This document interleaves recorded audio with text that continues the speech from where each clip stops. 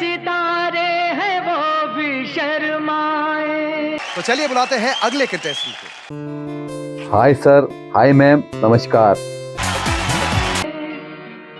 होने वाले मुझे इतनी जिंदगी दे दे। रफ़ी साहब के बहुत करीब था, बहुत मेरी शुरू के सब गाने रफ़ी साहब ही गाया करते थे। जी। बीत जाते हैं दिन, आज इसकी आवाज़ सुनकर इतनी याद आ गई उनकी। कट जाती है आंखों में रातें। आप रफ़ी साहब का कोई भी गाना सुनो, आंखें बंद करो और सुनो।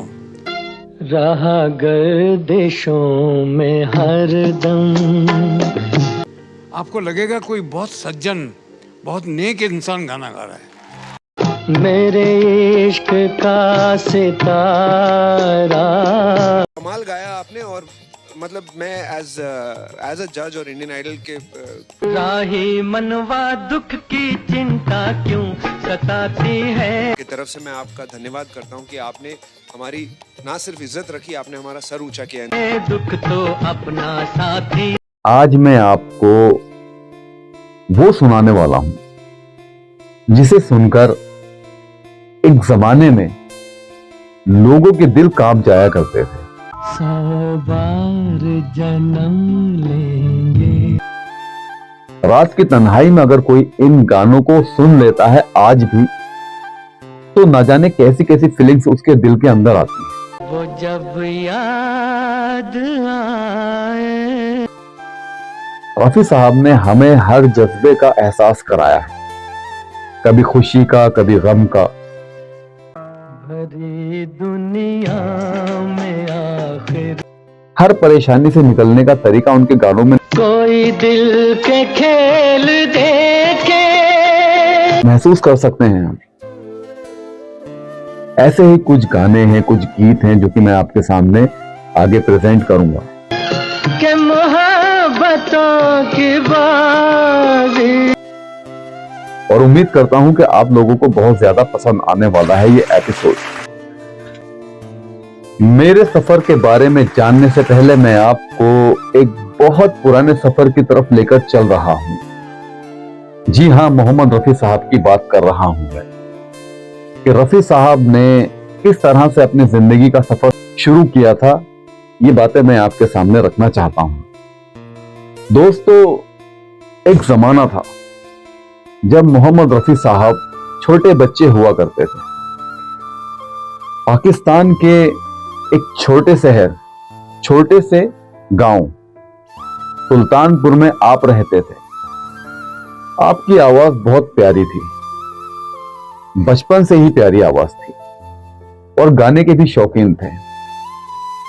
फिर भाई की दुकान थी, बालवर की दुकान थी, हेयर कटिंग सैलून, छोटा सा हेयर कटिंग सैलून। रफी साहब वहां पर गुनगुनाया करते थे। एक फकीर था, वो फकीर वहां से रोज गुजरता था और वो एक गाना गाता हुआ जाता था पंजाबी भाषा में।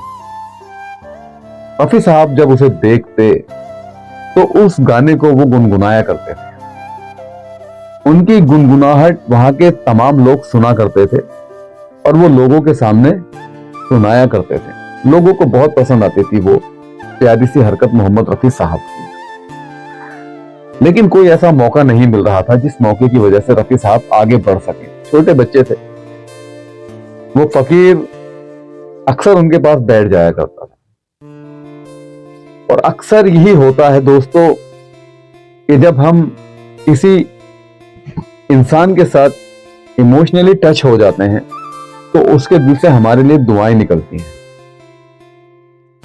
ऐसा ही कुछ मेरे साथ भी हुआ है। मैं जब लोगों के सामने गाया करता था उस वक्त लोग मुझे बहुत पसंद करते थे